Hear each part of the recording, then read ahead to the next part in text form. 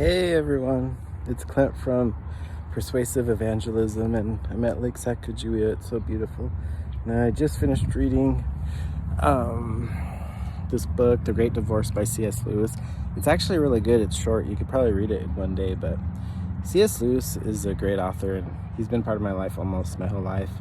I remember watching the cartoon of The Lion, Witch, and the Wardrobe, and then in 5th grade I read The Chronicles of Narnia, and I've read them periodically ever since. Last time was my last year in LA. I got the audiobooks on CD, and I listened to all 7 books driving to work and back from work. But I really enjoy them, and each time I get something different from them.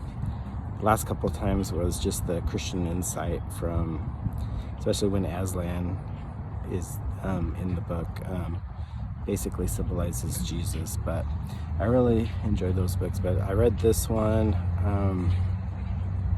It's about hell, which is interesting take on hell. Most people's concept of hell is like the medieval concept of devils with pitchforks and fire and brimstone, but a lot of people say hell is the separation from God. So in The Great Divorce, hell is depicted as Greytown. So if someone rejects God and lives without God their whole life, when they die, they end up in Greytown. It's kind of a dismal place. It's always dusk, as if the sun's about to set and go into night. It's always usually drizzling with rain, and people, when they get there, they can create whatever house they want just out of thought.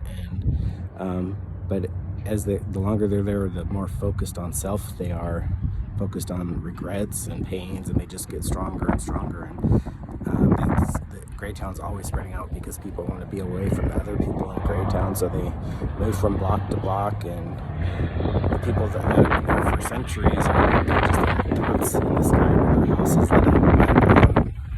There's a bus that leaves Greytown to go to heaven, and anyone can take it, but most people stay in Greytown and don't take it.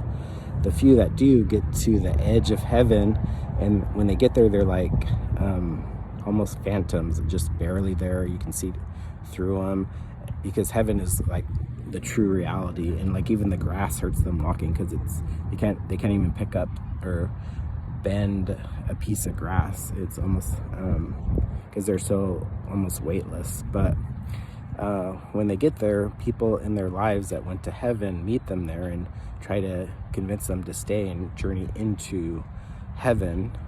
But most don't. Most return to the bus and go back to Greytown because they can't give up, their regrets or anger or whatever they're focused in self. The few that do, they start becoming less phantom-like and start starting to become solid.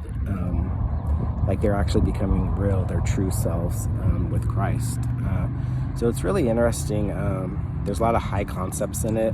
Sometimes I'd have to stop and read the sentence a couple times or a paragraph and just think about what it means. But it's a great book. I would definitely read it if you get the chance. But that's all. I'm gonna enjoy this little sunny day. It's so beautiful. It's supposed to get colder tomorrow and cloudy, but so I'm enjoying it now. We're in the middle of COVID-19, so getting a little sunshine and fresh air before I have to go back. Anyways, take care and God bless. Hey everyone, I forgot I was gonna read a section of The Great Divorce in my review, but I forgot, so I'll read it right now. It's just a paragraph. Everyone who wishes it does. Never fear.